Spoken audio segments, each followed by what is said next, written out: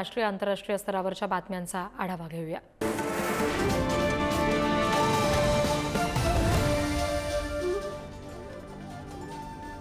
पंतप्रधान नरेंद्र मोदी G7 शिखर परिषदेमध्ये सहभागी होण्यासाठी कॅनडामध्ये पोहोचले। जगातील मोठ्या आर्थिक शक्ती असलेल्या देशांची ही शिखर परिषद आहे। पंतप्रधान मोदी सुद्धा त्यामध्ये सहभागी होण्यासाठी पोहोचलेले। ते परवा सायप्रसला गेले होते। तिथून 2 दिवसांचा दौरा पूर्ण करून ते परिषदेसाठी कॅनडामध्ये पोहोचले। कॅनडाचे पंतप्रधान मार्क जे कार्नी यांनी पंतप्रधान मोदींना या परिषदेत सहभागी होण्याचं निमंत्रण दिलं होतं आणि या परिषदेमध्ये ते विविध आंतरराष्ट्रीय मुद्द्यांवर चर्चा करणार आहेत।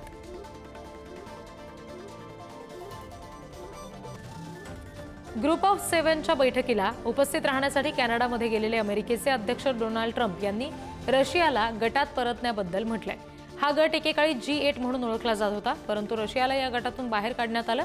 त्यांनी रशियाला वगळणं ही चूक असल्याचं म्हटलं। तर यासाठी अमेरिकेचे माजी राष्ट्राध्यक्ष बराक ओबामा आणि कॅनडाचे माजी पंतप्रधान जस्टिन ट्रुडो जबाबदार असल्याचं वक्तव्य देखील ट्रम्प यांनी केलं। दरम्यान त्यांनी G7 मध्ये चीनचा समावेश करण्याबाबत सुद्धा वक्तव्य केलं। सर्वांनी ताबडतोब तेहरान रिकामं करावं अशी धमकी अमेरिकेचे राष्ट्राध्यक्ष ट्रम्प यांनी इराणला दिलेली आहे। त्यांनी एका पोस्टद्वारे इराणला हा इशारा दिला। इराणला ज्या करारावर सही करायला सांगितलं होतं त्यावर स्वाक्षरी करायला हवी होती। आता मनुष्यहानी होतीये, हे खूप लाजिरवाणं आहे असं ट्रम्प यांनी म्हटलं। इराणकडे अण्वस्त्र असू नयेत, मी हे वारंवार सांगितलंय असं सांगतानाच भविष्यात आणखी क्रूर हल्ल्यांचा इशारा देत त्यांनी नागरिकांना ताबडतोब तेहरान रिकामं करा असा इशारा दिलेला आहे।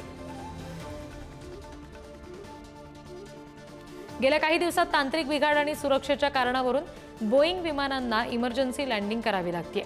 अहमदाबादमधील भीषण विमान अपघातानंतर आणखी 4 विमानांचं इमर्जन्सी लँडिंग करण्यात आलेलं आहे। 13 जूनला हाँगकाँगहून दिल्लीला येणारं एअर इंडियाचं विमान तांत्रिक बिघाडामुळे उड्डाणादरम्यान मध्ये उतरवावं लागलं, तर 13 जूनलाच लंडनहून चेन्नईला येणारं ब्रिटिश एअरवेजचं विमान फ्लॅप फेल्युअरमुळे अवघ्या 2 तासातच उतरवण्यात आलं।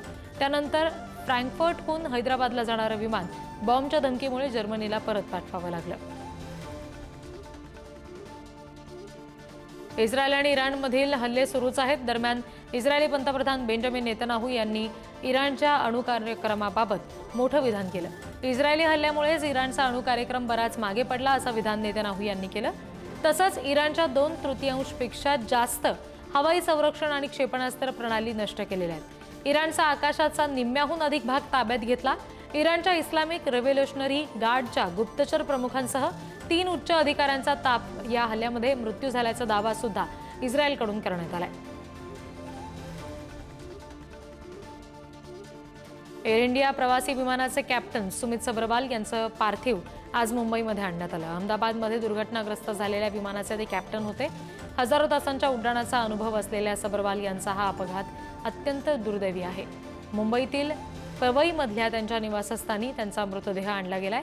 बाबा, आता मला तुमची सेवा करायची आहे अशी इच्छा त्यांनी घटनेआधी वडिलांशी बोलताना एकदा व्यक्त केली होती, पण त्यानंतर ही दुर्दैवी घटना घडली। अहमदाबादमध्ये झालेल्या विमान अपघातातील मृतदेहांचे DNA प्रोफाइलिंग आज संध्याकाळ किंवा उद्या सकाळपर्यंत पूर्ण होण्याची शक्यता आहे। ही माहिती एका वरिष्ठ डॉक्टरनं दिली। यामुळे अहमदाबादमध्ये राहणाऱ्या पीडितांच्या नातेवाईकांची प्रतीक्षा आणखी वाढू शकते। अहमदाबादमध्ये काही दिवसांपूर्वी एअर इंडिया कंपनीचं प्रवासी वाहतूक करणारं विमान टेक ऑफ नंतर लगेच कोसळलं। लंडनला जाणारं हे विमान एका मेडिकल कॉलेजच्या हॉस्टेलला धडकलं, त्यामुळे सुमारे 265 जणांचा त्यात मृत्यू झाला। केरळपासून काश्मीरपर्यंत मुसळधार पावसाची सुरुवात झाली आहे। त्यामुळे पुढचे 2 दिवस संपूर्ण देशात पावसाचा जोर वाढणार आहे असा इशारा दिला गेलाय। काही दिवसांच्या विश्रांतीनंतर नैऋत्य मान्सून पुन्हा एकदा सक्रिय झाला। सोमवारी मान्सून नैऋत्य मध्य प्रदेशामध्ये पोहोचला। उत्तर पूर्व प्रदेश, त्याचबरोबर बिहार, झारखंड, छत्तीसगड, ओडिशा आणि गुजरात या मध्य प्रदेशच्या काही इतर भागात मान्सून पुढे जाण्यासाठीची परिस्थिती अनुकूल आहे। पश्चिम हिमालयीन राज्यांमध्ये सुद्धा आणि गुजरातपासून अरुणाचल प्रदेशपर्यंत सुद्धा आणि मुंबईपासून केरळपर्यंत सुद्धा मान्सून पूर्व पाऊस पडतोय। यंदा वादळी वारे आणि रोगांमुळे आंब्याच्या उत्पादनात घट झालेली आहे आणि त्याचा फटका देशभरातल्या शेतकऱ्यांना बसलाय। नैसर्गिक आपत्त्यांमुळे आंब्याचं पीक मोठ्या प्रमाणात बाधित झालंय, ज्यामुळे शेतकऱ्यांना नुकसान सहन करावं लागतंय। या परिस्थितीमुळे आंब्याच्या उत्पादनामध्ये लक्षणीय घट अपेक्षित आहे, असं उत्तर प्रदेशच्या मुरादाबादमधील फलोत्पादन विभागाचे विभागीय सांख्यिकी अधिकारी हरजित सिंग यांनी म्हटलेलं आहे। महाराष्ट्रातल्या आंबा उत्पादकांना सुद्धा वातावरणाचा फटका बसलाय। जातीय जनगणनेची अधिसूचना केंद्र सरकारनं अखेर सोमवारी जारी केलेली आहे। यावेळी जातीय जनगणना डिजिटल पद्धतीने होणार आहे। याआधी शेवटची जनगणना 2011 मध्ये झाली होती। त्यानंतर 16 वर्षांनी 2027 मध्ये जनगणना होणार आहे। जम्मू काश्मीर आणि लडाख या आव्हानात्मक 2 राज्यांसह हिमाचल प्रदेश आणि उत्तराखंड या राज्यांमध्ये 1 ऑक्टोबर 2026 ला जातीय जनगणना होणार आहे। तर देशातील उर्वरित राज्यांसाठी 1 मार्च 2027 जनगणनेसंदर्भातील तारखा निश्चित केल्याचं अधिसूचनेत नमूद केलंय। इराणने मध्य इस्रायलवर क्षेपणास्त्र हल्ला केला, ज्यामुळे काही इमारतींचं मोठं नुकसान झालेलं आहे। जखमींवर प्राथमिक उपचार सुरू असून इतर जखमींचा शोध सुरू आहे, अशी माहिती MDA या आपत्कालीन सेवेच्या कर्मचाऱ्यांनी दिली। तेल अवीवमधील इचिलोफ रुग्णालयामध्ये 8 जणांना दाखल केलेलं आहे आणि त्यातील बहुतांश जणांना किरकोळ जखमा झालेल्या आहेत। आंतरराष्ट्रीय समुदायाकडून युद्ध थांबवण्याचं आवाहन सातत्याने केलं जात आहे, पण इस्रायल आणि इराणमधील तणाव दिवसेंदिवस वाढत चाललाय। सलग 3 दिवसापासून हल्ले सुरू असून सध्या दोन्ही बाजूंनी माघार घेण्याची कोणतीच चिन्ह दिसत नाहीयेत।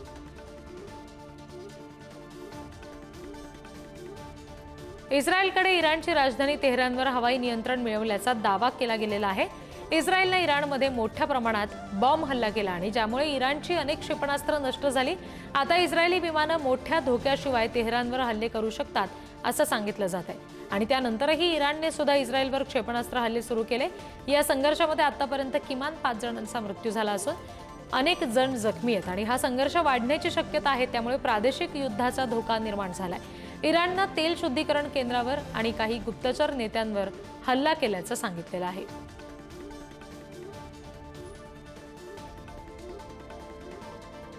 इराण आणि इस्रायलमधला तणाव वाढत चाललेला आहे। इराणनं तेल अवीवमधल्या अमेरिकेच्या दूतावासावर हल्ला केला आणि यानंतर तेहरानमध्ये मोठी भीती पसरली। इस्रायलने सातत्यानं तेहरानवर हल्ले केले, त्यामुळे लोकांनी शहर सोडून जाण्यासाठी रस्त्यावर गर्दी केली। शिवाय बाहेर पडल्यानं रस्त्यावर मोठी वाहतूक कोंडी झाली। भारतीय सरकारनं तेहरानमधील भारतीयांना लवकरात लवकर परत या असा सल्ला दिलाय। तिथे जवळपास 10,000 भारतीय आणि 1500 विद्यार्थी अडकलेत अशी माहिती आहे। युद्धाचा धोका वाढल्यामुळे सगळ्यांमध्येच काळजी पसरलेली आहे। पश्चिम आशियामध्ये काही दिवसांच्या शांततेनंतर इस्रायल आणि इराण यांच्यातील पुन्हा एकदा युद्ध भडकलं। इस्रायलने इराणवर पुन्हा एकदा क्षेपणास्त्र हल्ले सुरू केलेत, मात्र या संघर्षामुळे जागतिक तेल बाजारात मोठी हालचाल झाली आहे। ब्रेंट क्रूड ऑइलचे दर प्रति बॅरल 72 वरून आता $78.5 वर गेलेले आहेत, नंतर $75 वर स्थिर झालेले आहेत। इराण इस्रायलमधलं युद्ध चिघळल्यास दर $150 पर्यंत जाऊ शकतात असा अंदाज तज्ज्ञांनी व्यक्त केलाय। तर दुसरीकडे मोसाद या इस्रायली गुप्तहेर संघटनेनं इराणमध्ये मोठे गनिमी हल्ले केलेत आणि लष्करी अधिकारी आणि अणुवैज्ञानिकांनाच ठार केलंय। ब्राझीलमधील साओ पावलो या सर्वात मोठ्या शहरामध्ये नागरिकांनी मोठं आंदोलन केलं। नागरिकांनी रस्त्यावर उतरून राष्ट्राध्यक्ष लुला दा सिल्वा यांना इस्रायल सोबतचे संबंध तोडण्याची मागणी केली। पॅलेस्टाईनचे झेंडे फडकवत, ड्रम्स वाजवत नागरिकांनी इस्रायल विरोधात पोस्टरबाजी केली। Show Israel the red card असा एक मोठा बॅनरही लावला गेला।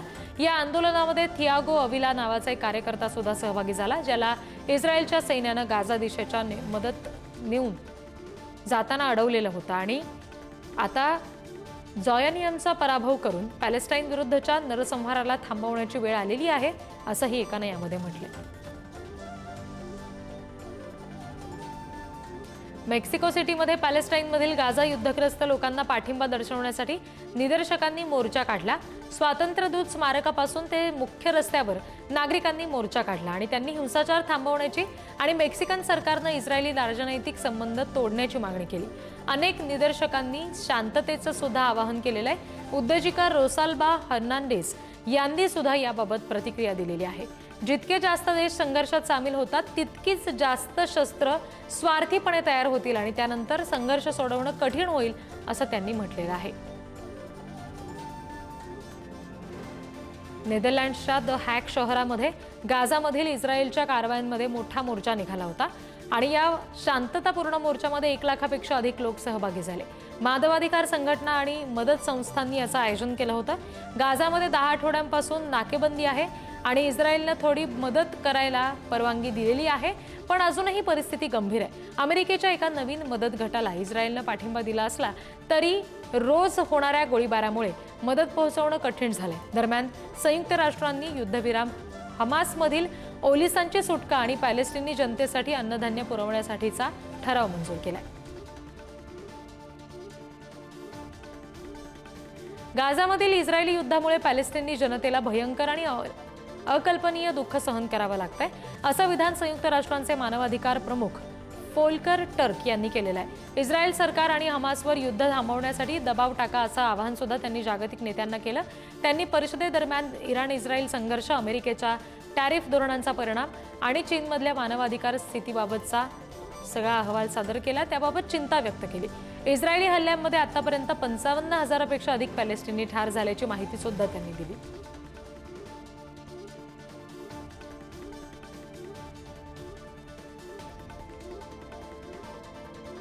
डॉक्टर्स विदाऊट बॉर्डर्स या वैद्यकीय संस्थेनं युरोपियन युनियनच्या नेत्यांना आवाहन केलेलं आहे. गाझावरील इस्रायलचा वेढा संपवण्यासाठी ठोस पावलं उचलावीत असं त्यांनी म्हटलेलं आहे. गाझामधील हिंसाचार थांबवण्यासाठी आणि मदतीला मोकळा रस्ता मिळावा यासाठी इस्रायलवर राजकीय आणि आर्थिक दबाव टाकायला हवा असं आवाहन सरचिटणीस क्रिस्टोफर लॉकियर यांनी केलं. त्यांनी गाझाचं हेल ऑफ द अर्थ असं वर्णनही केलं. 23 आणि 26 जूनला EU या विषयावर महत्त्वपूर्ण चर्चा करणार असल्याचं त्यांनी सांगितलेलं आहे.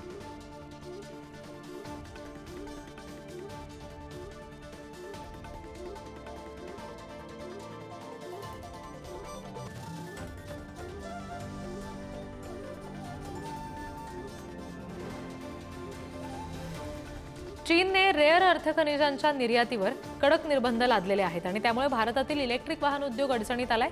EV आणि हायब्रिड गाड्यांमध्ये वापरल्या जाणाऱ्या परमनंट मॅग्नेट मोटर्ससाठी लागणारं मॅग्नेट मुख्यतः चीनमधून येतं.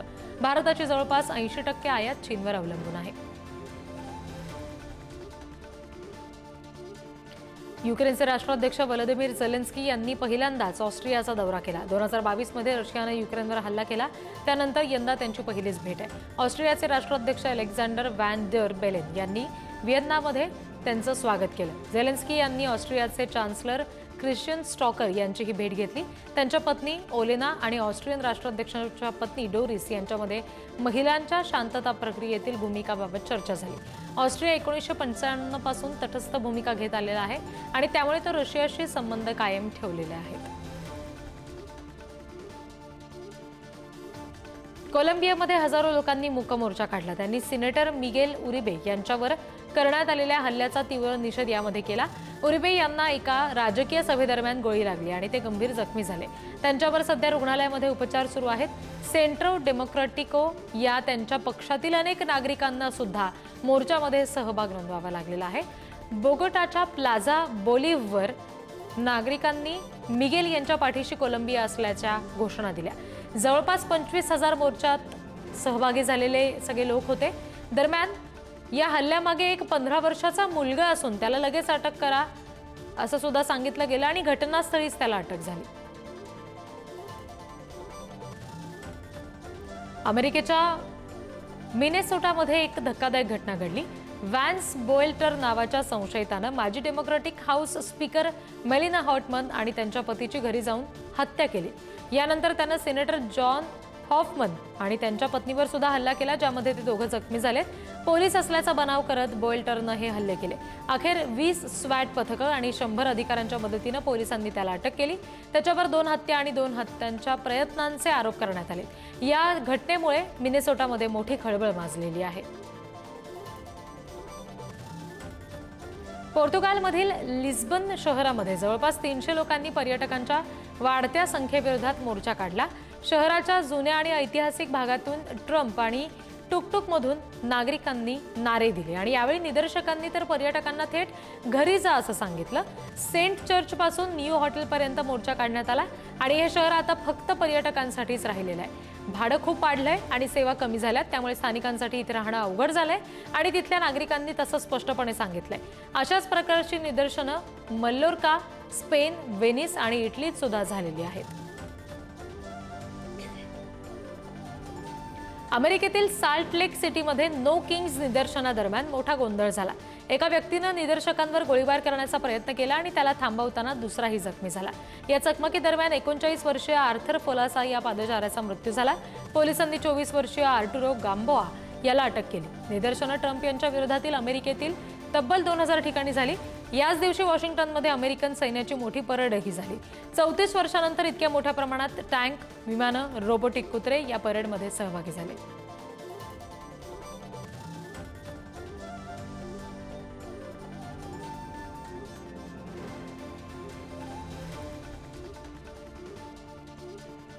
थायलंडच्या परराष्ट्र मंत्रालयानं कंबोडियाच्या सीमा विवादावर आपली निराशा व्यक्त केली। कंबोडियानं द्विपक्षीय चर्चेच्या माध्यमातून सीमावाद सोडवण्यास नकार दिला, त्याबद्दल त्यांनी तीव्र नाराजी व्यक्त केली। कंबोडियाच्या राजधानी नोम पेनमध्ये दोन्ही देशांच्या अधिकाऱ्यांची बैठक झाली, पण वादावर काहीच तोडगा निघाला नाही। कंबोडिया आता या सीमावादासाठी संयुक्त राष्ट्रांच्या आंतरराष्ट्रीय न्यायालयाकडे गेलंय। थायलंडसोबत थेट चर्चा करणार नाही असं कंबोडियानं ठरवलंय। दरम्यान या सीमावादामुळे दोन्ही देशांमधला तणाव वाढत चाललाय। पॅरिस जवळच्या ल बुर्गे या विमानतळावर आंतरराष्ट्रीय एअर शोला सुरुवात झाली। या शोमध्ये नागरी आणि लष्करी विमानं, ड्रोन, स्वयंचलित हवाई वाहनं आणि विविध प्रकारच्या क्षेपणास्त्रांचं प्रदर्शन भरवलं गेलं। फ्रान्सचे पंतप्रधान फ्रांकास बेरू यांना विशेष उपस्थिती तिथं त्यांची होती। फ्रेंच हवाई दलानं फ्लायबाय या खास प्रात्यक्षिकाद्वारे शोचं उद्घाटन केलं। हा एअर शो 20 जूनपासून 3 दिवस सर्वसामान्य नागरिकांसाठी खुला होणार आहे। विमान चालनातील नवीन तंत्रज्ञान आणि प्रगती पाहण्यासाठी विमानप्रेमींसाठी ही चांगली पर्वणी असते। चीनने 55व्या पॅरिस एअर शो मध्ये आपली खास विमानं दाखवलेली आहेत। 16 ते 22 जून पर्यंत चालणाऱ्या या प्रदर्शनात J-20, J-35A आणि J-10CE ही प्रमुख युद्ध विमानं आहेत। शिवाय Y-20 मोठं परिवहन विमान, Z-20 हेलिकॉप्टर आणि Z-10ME हेलिकॉप्टर सुद्धा दाखवलं गेलं। शिवाय GJ-11 सशस्त्र टोही स्टील्थ ड्रोन, विंग लूंग 2 टोही ड्रोन आणि AG-600M अग्निशमन विमानांचं सुद्धा प्रदर्शन करण्यात आलं। चीननं आपल्या तंत्रज्ञानाचा जोरदार प्रचार केलाय। आंतरराष्ट्रीय विमान बाजारात आपली जागा मजबूत करण्याचा प्रयत्न चीननं सुरू केलाय। पॅरिस एअर शो मध्ये काही इस्रायली संरक्षण कंपन्यांच्या स्टॉलसाठी फ्रेंच अधिकाऱ्यांनी काळ्या भिंती उभारल्या। यामुळे हे इस्रायली स्टॉल इतर प्रदर्शकांपासून वेगळे दिसत होते। इस्रायली संरक्षण मंत्रालयाला हा निर्णय आवडला नसल्यानं त्यांनी तातडीनं या वॉल्स काढण्याची मागणी केली। गाझा युद्धामुळे काही कार्यकर्ते इस्रायली कंपन्यांना प्रदर्शनात सहभागी होण्यापासून थांबवू इच्छित होते। फ्रेंच न्यायालयानं यावर निकाल दिला, पण इस्रायली संरक्षण मंत्रालयानं या ॲक्शनला आरोग्य म्हटलेलं आहे। पॅरिस एअर शोच्या पहिल्याच दिवशी एअरबस कंपनीला मोठी ऑर्डर मिळाली। सौदी अरेबियाच्या एव्हिलीज कंपनीनं एअरबसला 40 विमानांची ऑर्डर दिली। यामध्ये 10A350 मालवाहू विमानं आणि 30A320 प्रवासी विमानांचा समावेश आहे। भविष्यामध्ये या संख्येमध्ये वाढ करून A3510 मालवाहू विमान 22 आणि A320 प्रवासी विमानं 55 पर्यंत आणण्याचा सुद्धा करार झाला। हा करार एव्हिलीजचे CEO यांच्या उपस्थितीमध्ये झालेला आहे।